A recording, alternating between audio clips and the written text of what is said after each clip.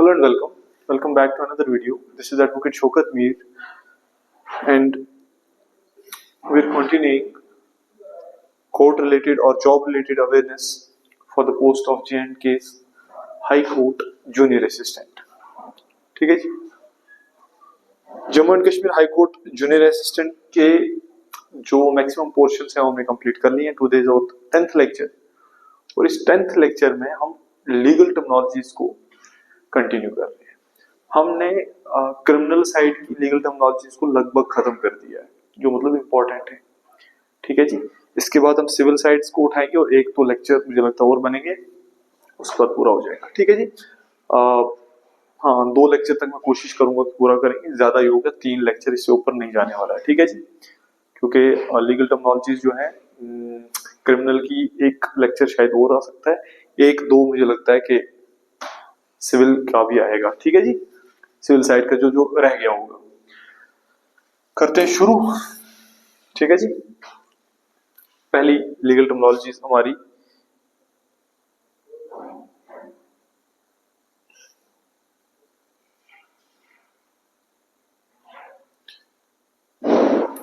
Okay जी. हमने 40 पढ़ ली थी, आज 41st है.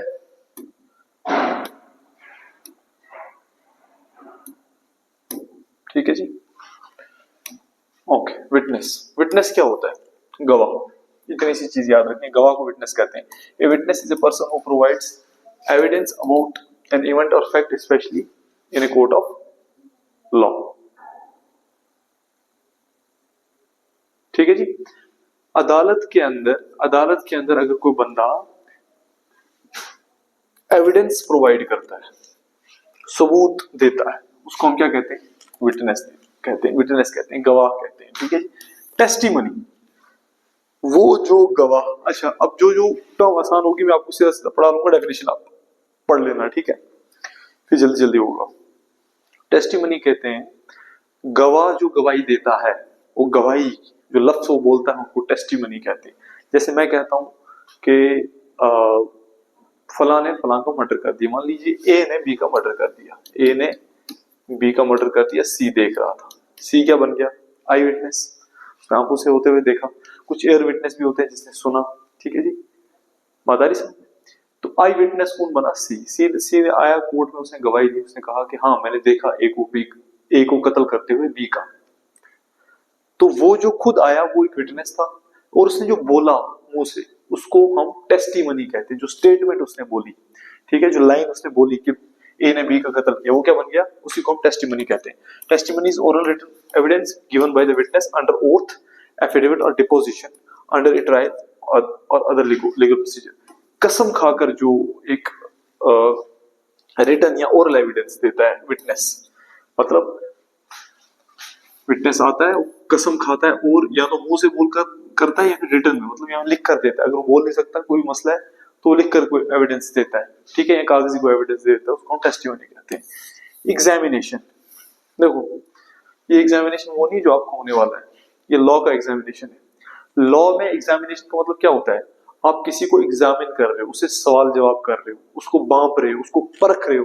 परखने को एग्जामिनेशन कहते हैं लॉ में. ठीक है. In law, an examination is that questioning of witness by judge or attorney to determine their testimony.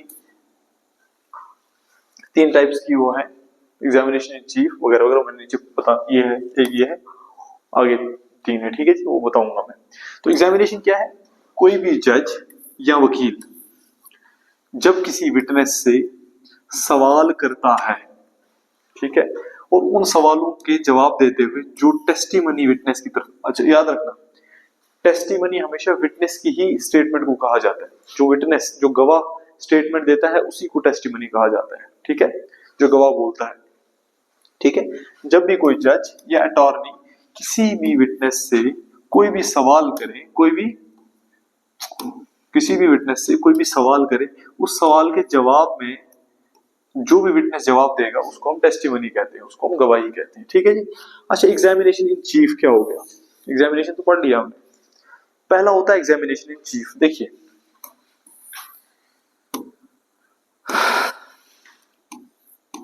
ए ने बी का कत्ल कर दिया, ये सी ने होते हुए देख लिया.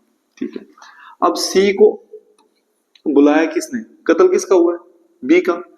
जो बी का वकील है, बी का वकील है, उसने सी को बुलाया कोर्ट में, ठीक है जी। इसका बी का वकील, ठीक है जी। बी के वकील ने सी को कोर्ट में बुलाया। अब सी से बी का वकील कोर्ट में कुछ भी पूछता, हाँ जी आपने कहाँ कत्ल होते देखा, कितने बजे होते देखा, जो कातिल था उसका ड्रेस कौन सा था, आपने क्या पहना था, आप कहाँ जा रहे थे, आपका मुंह किस तरफ था, कातिल के हाथ में क्या था, कातिल ने पहले क्या बोला, मकतूल जिसको कत्ल किया गया है उसने क्या सुना, उसने कैसे रिएक्ट किया, कातिल कैसे आगे बढ़ा, कातिल ने कैसे उसको धमकाया।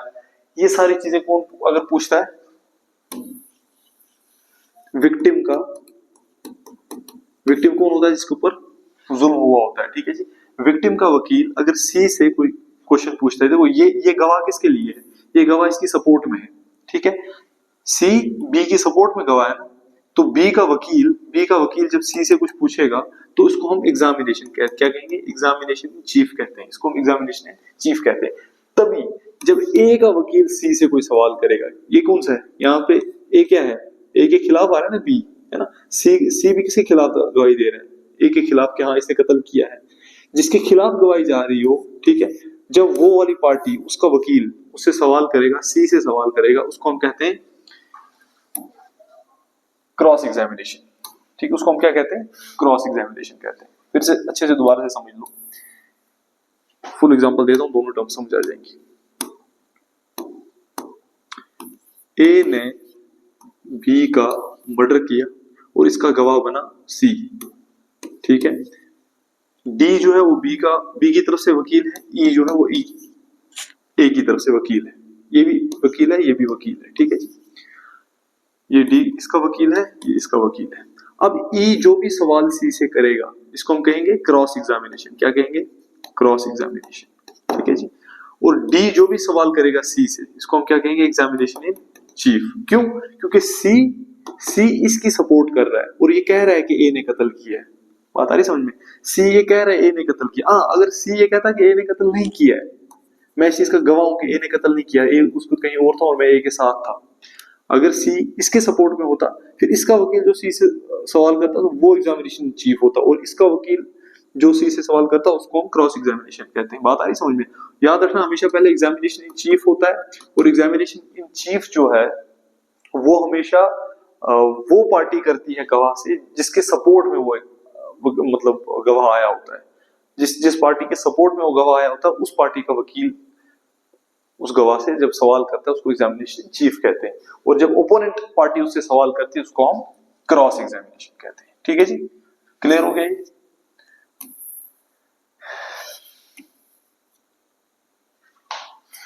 The initial questioning of a witness by the party who called them is called examination chief. जिस पार्टी ने बुलाया विटनेस को, वो पार्टी जब सवाल करती है विटनेस से उसको हम क्या कहते हैं, एग्जामिनेशन चीफ। क्रॉस एग्जामिनेशन मैंने बता दिया, जब दूसरी पार्टी ओपोनेंट पार्टी जिसके खिलाफ गवाही दे रहा होता है कोई भी विटनेस, वो पार्टी जब उससे कोई सवाल करती है तो उसको हम क्या कहते हैं, एग्जामिनेशन क्रॉस एग्जामिनेशन, ठीक है जी। The questioning of a witness by opposing party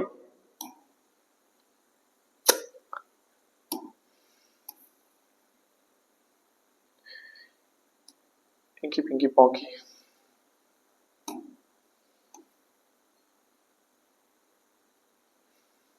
ठीक है जी।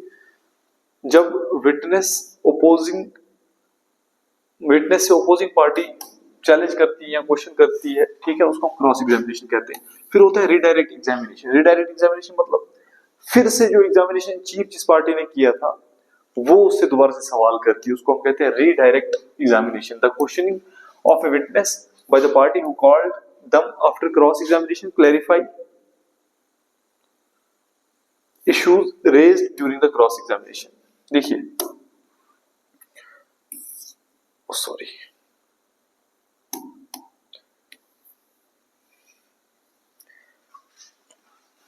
सी ए के खिलाफ आया था और बी की सपोर्ट में आया था। इससे सी से जो भी सवाल डी ने किया वो एग्जामिनेशन चीफ हुआ, और जो भी सवाल ई ने किए, दोनों वकील हैं, वो क्या हुआ, क्रॉस एग्जामिनेशन। अब ये जब पहले एग्जामिनेशन चीफ हुआ फिर क्रॉस एग्जामिनेशन हुआ, क्रॉस एग्जामिनेशन खत्म होने के बाद फिर से जो डी सवाल करेगा सी से, जिसके सपोर्ट में सी आया है, फिर से जब वो सवाल करेगा सी से, उसको हम क्या कहते हैं, रीडायरेक्ट, रीडायरेक्ट एग्जामिनेशन कहते हैं। ठीक है जी, रीडायरेक्ट एग्जामिनेशन कहते हैं। ठीक है, क्लियर है ये चीज।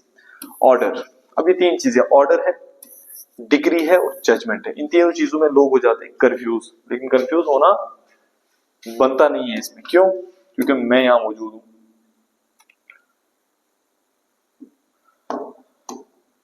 देखिए, ऑर्डर क्या होता है, ए formal decision that is not a degree. याद रखना, पहली बात, ऑर्डर डिग्री नहीं होता, इसलिए हम पहले डिग्री पढ़ेंगे, क्योंकि वरना हमें समझ नहीं आएगा। A formal order that determines the right of a parties and enforce the judgment. इसका मतलब हमें पहले जजमेंट पढ़ना पड़ेगा। ठीक है जी, चलिए नीचे चलते हैं। A formal decision that states the relief granted and the grounds for the degree, it can be passed in both civil and criminal cases. यहां भी डिग्री का लफ्ज आ गया। अब समझ नहीं आ रहा तो करेंगे क्या? देखिए, पहली लाइन को छोड़िए, यहां से पढ़िए। Order can deal with the procedural substantive issues but they don't usually resolve the core issue of the case. जब भी कोर्ट में कोई केस चल रहा है, ठीक है जी, मान लीजिए कोर्ट, आप ए ने बी के खिलाफ कोर्ट में केस दायर कर दिया, ठीक है, तो कोर्ट इंस्टीट्यूट हो गया, कोर्ट ने एक्सेप्ट कर लिया, केस चल गया, तारीख डाल दी, नेक्स्ट तारीख पे ए भी हाजिर है, बी भी हाजिर है। ठीक है, दोनों हाजिर हुए, बी ने कहा ठीक है जी, इन्होंने मेरे खिलाफ केस किया है, सूट किया है फाइल, तो मैं इसके डिफेंस में अपना जवाब दावा दूंगा। ठीक है, इसका जवाब मैं दूंगा, इसके मतलब इसका काउंटर करने के लिए मैं भी स्टेटमेंट दूंगा अपनी। ठीक है, तो वो कहता है अगली तारीख में स्टेटमेंट दूंगा। तो जज साहब लिखते हैं कि लिखो, नाजर को बोलते हैं लिखो जी कि ए भी हाजिर था, बी भी हाजिर था, और बी ने कहा कि मैं अपने रिटन स्टेटमेंट दूंगा, मतलब जवाब दावा दूंगा। ठीक है, जो ए ने मेरे खिलाफ सूट फाइल किया है। ठीक है जी, ओके, साइन करो, हो गया। तारीख लिखी, मतलब तारीख पे जो कार्रवाई हुई वो लिखी। वो जो तारीख पे जज साहब कार्रवाई लिखते हैं, उसी को हम ऑर्डर कहते हैं। तारीख के ऊपर जो भी कार्रवाई होती है उसको जब लिखा जाता है, ठीक है, उसमें गवाहों की स्टेटमेंट भी हो सकती है, उसमें सारा कुछ हो सकता है। वो जो तारीख के ऊपर कार्रवाई होती है, उसमें जो जज साहब लिखते हैं कि ये कार्रवाई हुई, उसमें साइन करते हैं कि इस केस में ये कार्रवाई हुई, तो उस केस की उस दिन की कार्रवाई को ऑर्डर कहते हैं। क्या कहते हैं? ऑर्डर कहते हैं। ये चीज याद रखना चाहिए। ठीक है, ए formal decision that is not a degree, मतलब ये फाइनल ऑर्डर नहीं है। डिग्री क्या होता है? फाइनल ऑर्डर, मतलब जब सारे पिछले ऑर्डर्स को मिलाकर निचोड़ निकाला जाता है, मतलब जितनी तारीखें, मतलब 10 तारीखें पड़ी किसी केस में, 10 तारीखों में क्या क्या कार्रवाई हुई, उस सारों का निचोड़ निकाल कर वो होती है डिग्री। ठीक है, लेकिन ऑर्डर क्या होता है? Order can deal with the procedural और the substantive issue but they do not usually resolve the core issue. Order क्या करता है? सिर्फ प्रोसीजर चलाने के लिए। मतलब एक केस में क्या होता है, पहले सूट फाइल होगा, ठीक है, फिर उसके बाद उसके खिलाफ उसके डिफेंस में रिटन स्टेटमेंट आएगी, ठीक है, फिर उसका बहस होगी। तो हर एक तारीख पर जो जो कार्रवाई होगी वो ऑर्डर है। तो ऑर्डर क्या है? प्रोसीजर का एक हिस्सा है। ठीक है, और जब ये सारा मिलेगा, सूट गया, रिटन स्टेटमेंट आई, बहस हुई, सारा कुछ हुआ, फिर जब कोर्ट ने लास्ट में ऑर्डर दिया, उसको डिग्री कहते हैं। जो कोर्ट का लास्ट में निचोड़ आता है उसको डिग्री कहते हैं। याद रखना, डिग्री हमेशा सिविल सूट्स में पास की जाती है। किसमें पास की जाती है? ऑर्डर क्लियर हो गया, डिग्री भी मुझे लगता है क्लियर हो गया होगा। A formal order that determines the right of the parties and enforces the judgment, it is passed in civil suits. याद रखना, अच्छे से वो समझाता हूं।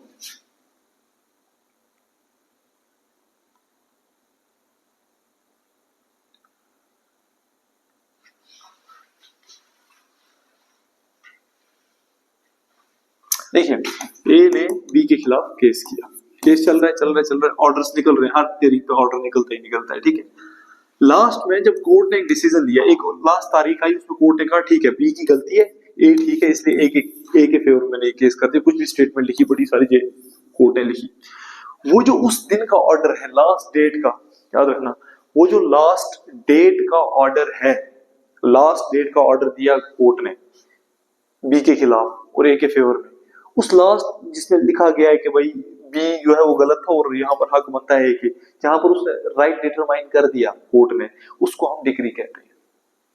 ठीक है, और फिर ये सारा डिग्री ऑर्डर मिलाकर सारा कुछ करके कोर्ट पूरे केस का निचोड़ बताता है, पूरे केस का एक निचोड़ लिखता है, निचोड़ लिखने के बाद देता है, उसको हम जजमेंट कहते हैं। ठीक है। ए formal decision that state the relief granted and the grounds for the degree. Degree जो मैंने बताया आपको, इसके ग्राउंड भी बताता है इसमें, और जो रिलीफ ग्रांट हुआ वो भी बताता है, ठीक है। किस किस ग्राउंड पे मैंने डिग्री दी है, सारा निचोड़ केस का, ठीक है। यहां पर क्या बताता है, सिर्फ केस का हल। डिग्री में क्या बताता है कोर्ट, सिर्फ केस का हल। जजमेंट क्या क्या बताता है, केस में जो हल हुआ है, केस का जो हल हुआ है उसका रीजन क्या क्या है, कौन कौन से रीजन की वजह से मैंने केस का हल किया है, ठीक है।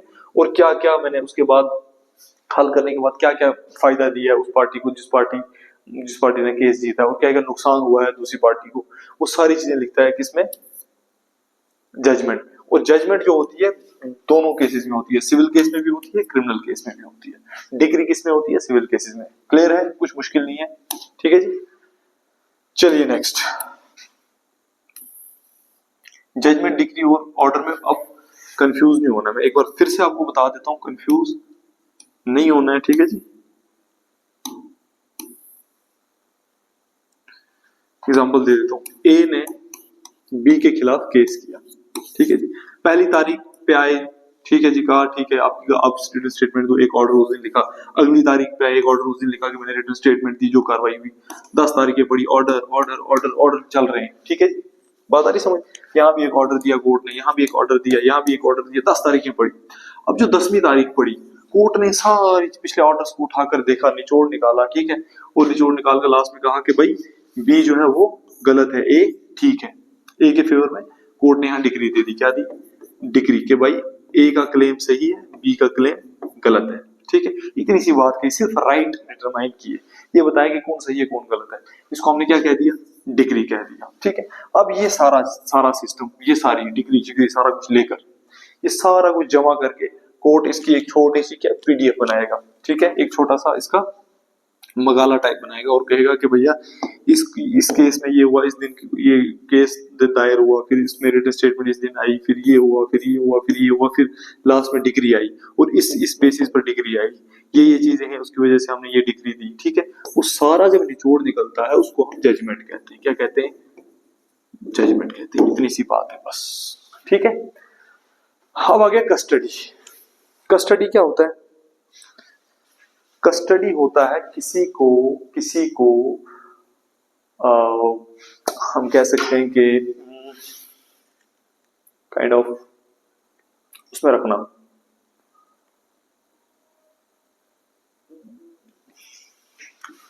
हिरासत में रखना, ठीक है जी। किसी को फिजिकली अपने कंट्रोल में रखना, उसको कस्टडी कहते हैं, ठीक है। Custody in law can refer to the physical control of a person or a property or the right to do so. It can also refer to the care and maintenance of a child, including the right to make decision about the child's upbringing. देखो, एक इंसान है, Z एक चीज है, O एक मकान है, ठीक है। एग्जाम्पल, कोर्ट ने कहा A जो है 10 दिन के लिए पुलिस वालों के पास रहेगा, पुलिस वालों की हिरासत में रहेगा। तो मतलब क्या है, कोर्ट ने ये कह दिया कि 10 दिन ये बंदा पुलिस कस्टडी में रहेगा।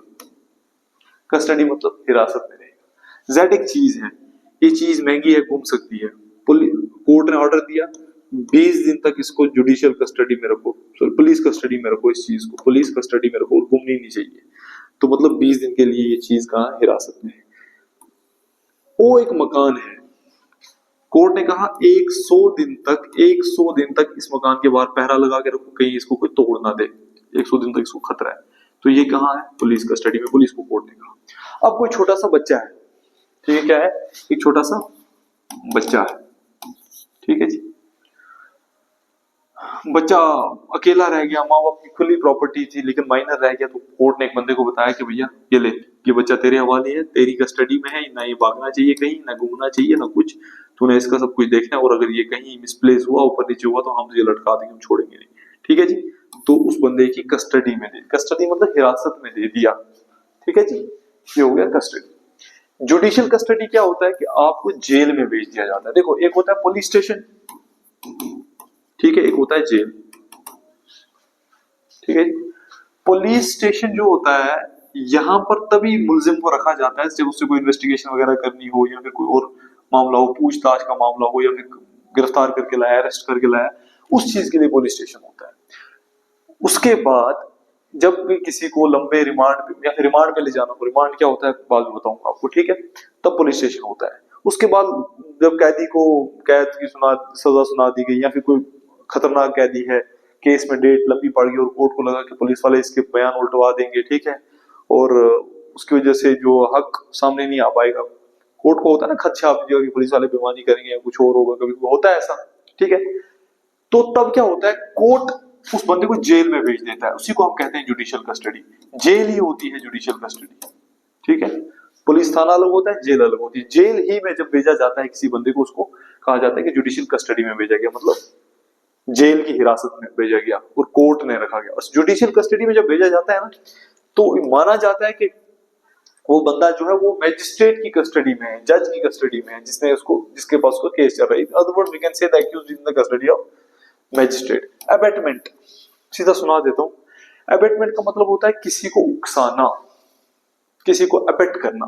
मैं कहता हूं, मैं मान लो मैं चल रहा हूं और मेरा एक यार है, उसका नाम है कुछ भी नाम है उसका, उसका नाम पप्पू है, ठीक है। मैं पप्पू को कहता हूं, पप्पू तू कालू का है, कालू को मार दे यार। अगर तूने कालू को नहीं मारा तो जो हमने बिजनेस किया है इसमें एक पार्ट वो लेके जाएगा। पप्पू उठता है, कालू को अभी जो बिजनेस है वो हम दोनों का। तो मैंने क्या किया, मैंने अबेट किया, उकसाया पप्पू को कि तू कालू को मार दे। तो मैं क्या हो गया, अबेटर। मैं क्या हो गया, अबेटर। मैं क्या हो गया, अबेटर हो गया, ठीक है जी। पप्पू क्या हो गया, पप्पू हो गया अक्यूज्ड या मर्डरर, ठीक है जी। और कालू क्या हो गया, विक्टिम, ठीक है जी। सेडिशन, सेडिशन कोई भी act, sedition is a crime that involves the act of inciting feeling of hatred और contempt against the lawful authority और द ऑर्गेनाइजेशन और रिवोल्ट अगेंस्ट द गवर्नमेंट।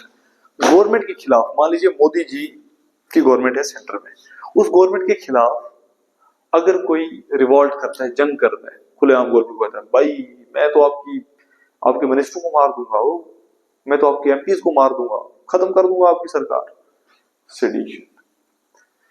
कोई किसी को बोलता है कि, कोई किसी डीसी को बोलता है, ओ मैं डीसी, ओ डीसी मैं तुझे भी मार दूंगा, तेरे सिपाहियों को भी मार दूंगा, तेरा डिस्ट्रिक्ट जला दूंगा सारा, सेडिशन।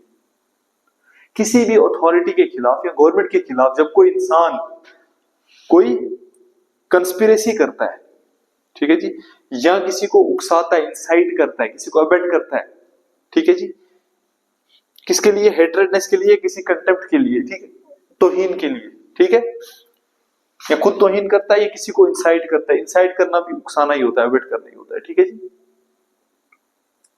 किसी को उकसाता है या खुद तौहीन करता है गवर्नमेंट की, तौहीन इन द सेंस गाली निकालता है गवर्नमेंट को। गाली कौन सी, गंदी गंदी गाली, डिफेमेशन, ठीक है जी। डिफेमेशन क्या होता है बताऊंगा, ठीक है।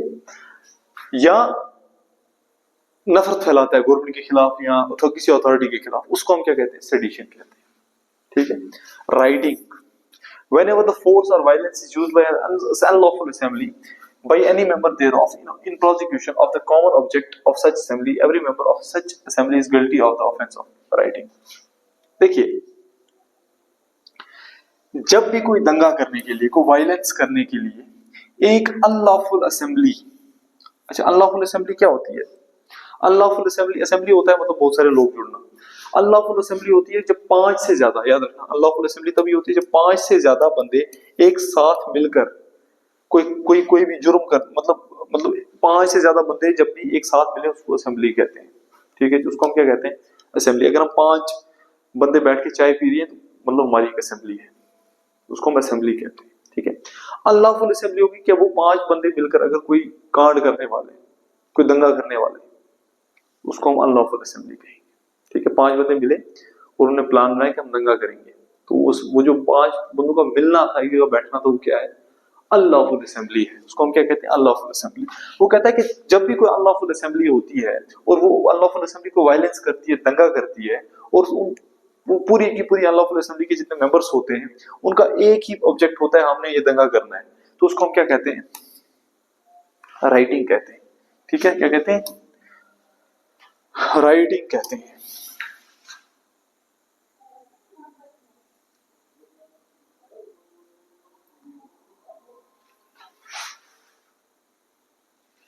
क्या कहते हैं, राइटिंग। उसके बाद आ जाता है एफ्रे। एफ्रे क्या है? देखिए, जब भी पब्लिकली आप किसी के साथ लड़ाई करते हो, मान लीजिए दो दोस्त हैं, चल रहे हैं पब्लिक में, अब आपस में कोई बहस वहस होगी, एक दूसरे को गालियां दे रहे हैं, लोग सुन रहे हैं, एक दूसरे को थप्पड़ मारे, लोग सुन रहे हैं, मतलब आप पब्लिक पीस, पब्लिक ट्रैंक्विलिटी को क्या करते हो? डिस्टर्ब कर रहे हो। अब लोगों का सुकून डिस्टर्ब कर रहे हो, लोगों को सुकून छीन रहे हो। तो आपने क्या किया? आपने एफ्रे किया। एफ्रे किया मतलब क्या हो गया? आपने वो जुर्म किया जिससे लोगों को बुरा लगा, लोगों को नुकसान हुआ। मान लीजिए आप दोनों लड़ रहे हो, छोटा सा बच्चा वहां पे था रोड में, तो आपके लड़ते लड़ते आपने जोर से भड़का और उस बच्चे का हार्ट फेल हो गया, उसका दिल ही गिर पड़ा, वो मर गया। तो फिर क्या आपको इसके लिए आप बोलोगे नहीं, हम दो लड़ रहे थे, हमने उसका हाथ नहीं लगाया, वो मर गया, तो आपको उसके लिए कैसे लायबल ठहराया जाएगा? एफ्रे। बात आ रही समझ में? इसको हम क्या कहते हैं? Affray. And affray is a public order offenses that involves fight in a public place that disturbs the peace and cause to fear ordinary people। मतलब जो आम आदमी है उसको डर जब उसके दिल में पैदा हो जाता है आपकी वजह से। हार्बर होता है कोई भी बंदा जो भगोड़ा है, भगोड़ा इन द सेंस, मान लीजिए उसने कोई जुर्म कर दिया, तो अब वो पुलिस की पकड़ाई से भाग रहा है, ठीक है, तो उसको हम भगोड़ा कहेंगे, काइंड ऑफ स्कॉन्डर कह सकते हैं। तो उस भगोड़े को, मान लीजिए एक बंदा है, उसको भागना है, पुलिस से भाग रहा है, तो वो भगोड़ा जो है, जो पुलिस से भाग रहा था, कत्ल किया, भाग गया पुलिस से, और उसको आपने घर में जगह दे दी कि भैया आ, मेरे पास छुपा रहा है, यहाँ पुलिस नहीं आती, आराम से। तो आपने कौन सा जुर्म किया? आपने जुर्म किया हार्बर का। उसको हार्बर कहते हैं कि किसी भी भगोड़े को, किसी भी कानून के भगोड़े को, किसी भी लॉ के भगोड़े को जब आप जगह देते हैं, उसको शेल्टर देते हैं, उसको खाना पीना देते हैं, असिस्टेंस देते हैं, उसको हम क्या कहते हैं? हार्बर। अच्छा, एक और मजे की चीज बताता हूं, आपको यकीन नहीं होगा कि ये कानून सच है, लेकिन ये मजे की चीज है। जब भी मियां बीवी, ठीक है, पत्नी का एक रिलेशन है, जब भी पति पत्नी का एक रिलेशन बना, ठीक है जी, मान लीजिए पति ने किसी का कत्ल कर दिया, और पति आकर छुपा पत्नी के पास,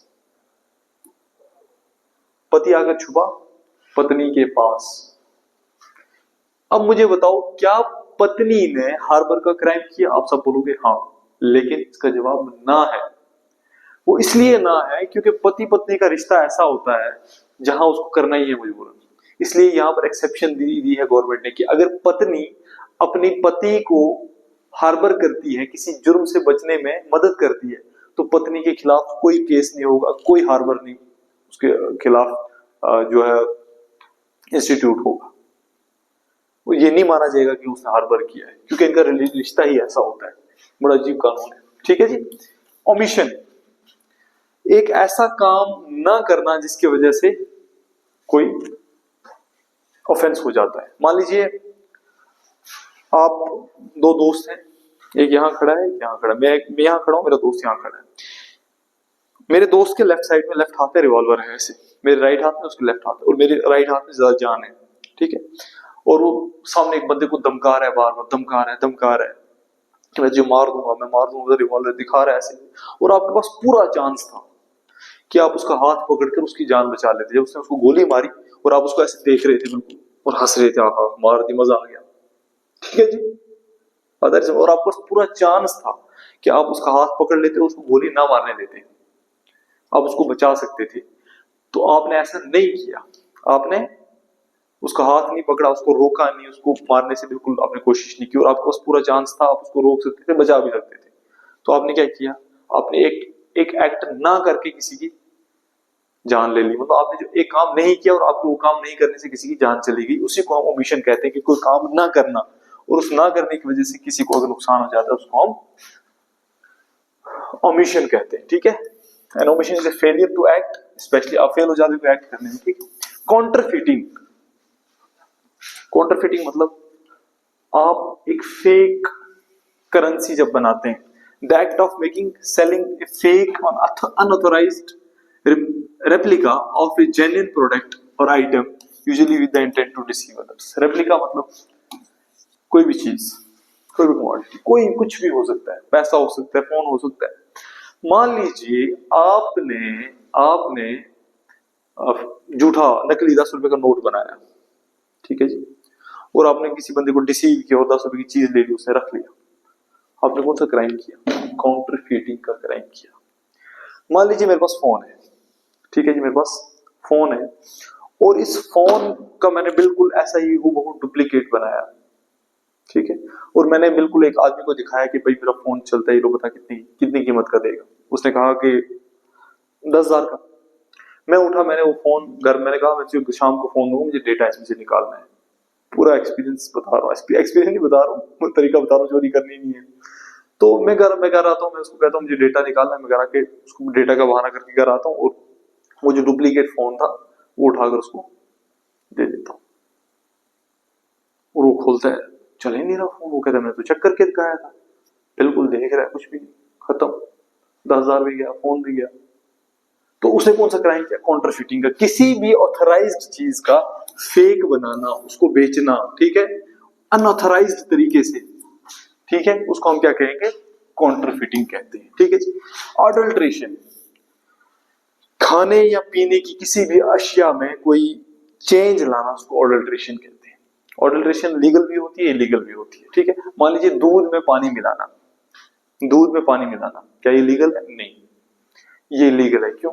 क्योंकि दूध एक नेचुरल चीज है और उसको वैसे ही बेचा जाना चाहिए। अगर आप दूध में पानी मिलाकर बेचेंगे तो इसका मतलब क्या है? आप क्राइम कर रहे हैं, अडल्ट्रेशन का, आप मिक्स कर रहे हैं, आप खाने की चीज में चेंज कर रहे हैं और इलीगल चेंज कर रहे हैं। जब भी खाने की चीज में इलीगल चेंज किया जाता है उसको इलीगल अडल्ट्रेशन कहते हैं। और जब खाने की चीज, मान लीजिए चावल में पानी मिलाया गया, ऑब्वियसली अडल्ट्रेशन है, चेंज तो है ना, फिर चावल पकता है, तो वो अडल्ट्रेशन कौन सी है? Legal adulteration. Legal adulteration authorised है, लेकिन इलीगल अडल्ट्रेशन ऑथराइज्ड नहीं है। ठग, लास्ट चीज, ठग क्या होता है? ओके, ठग होता है, देखो ऐसे तो ठग कहते हैं क्रिमिनल को सीधा सीधा, लेकिन लॉ की भाषा में ठग कहते हैं किसी क्रिमिनल का सपोर्टर। मान लीजिए मैंने किसी का मर्डर करना है और मैंने अपने दोस्त को कहा कि भैया आप एक काम कीजिए, आप मेरी मदद कीजिए मर्डर करने में। कहता है ठीक है मैं आ जाऊंगा मदद करने। मेरा दोस्त आता है, मेरी मदद करता है, मैं मर्डर कर देता हूँ, तो मेरा दोस्त क्या कहलाएगा? ठग। मैं क्या कहलाऊंगा? मर्डरर। इसका मर्डर किया, विक्टिम। ठीक है जी, ये होता है ठग। Thug in law, a thug is someone who habitually associated with others to commit robbery or child stealing with murder। ठीक है जी, लॉ में इसकी पर्टिकुलर डेफिनेशन ये बताई गई कि जो हैबिचुअल है उसका काम ही यही है। मतलब एक बंदा है, उसका काम ही यही है, वो क्या करता है? वो हाँ, एक बंदा है, उसका काम ही यही है, वो रॉबरी, बताऊंगा, रॉबरी होता है चोरी, डाका, ठीक है जी, वो डाकाजनी करता है और उसकी आदत ही यही है कि जो भी बड़ा आदमी, वो खुद डाकाजनी नहीं करता है, उसकी आदत ही यही है कि जो भी इंसान डाका डाले या बच्चों को चुरा कर फिर उनका मर्डर करे, ठीक है, चाइल्ड स्टीलिंग करता है कोई बंदा और फिर उसके बाद उसका मर्डर कर देता है। ये दोनों काम करने वाले जो बंदे हैं, इनको जो भी सपोर्ट देने में उसकी हैबिट है, एक बंदा है उसकी हैबिट है सपोर्ट देने में किस किस को? एक ये काम करने वाले को, एक ये काम करने वाले को, ठीक है, तो उसको हम क्या कहते हैं? ठग कहते हैं। ठीक है, मान लीजिए किसी का बच्चा चुरा के उसको मारना है, ठीक है, इसी ने सपोर्ट किया। फिर दूसरा आया, उसने भी किसी का बच्चा चुरा के मारना था, इसी से सपोर्ट किया। फिर तीसरा आया, उसने किसी घर में रॉबरी करनी थी, ठीक है, रॉबरी का मतलब क्या होता है? किसी का सामान चुरा के फिर उस बंदे को मार देना, ठीक है, इसी ने मदद की। मतलब जब भी इस तरीके का क्राइम होता है यही मदद करता है, तो उसको हम ठग कहते हैं। क्या कहते हैं? ठग कहते हैं। आज की क्लास करते हैं यहाँ से खत्म। अब कोशिश करेंगे अगली क्लास में जितने भी बच्चा कुचा है लीगल टर्मिनोलॉजीज उसको हम करेंगे खत्म, ठीक है जी। तो thank you, thanks a lot, goodbye, take care.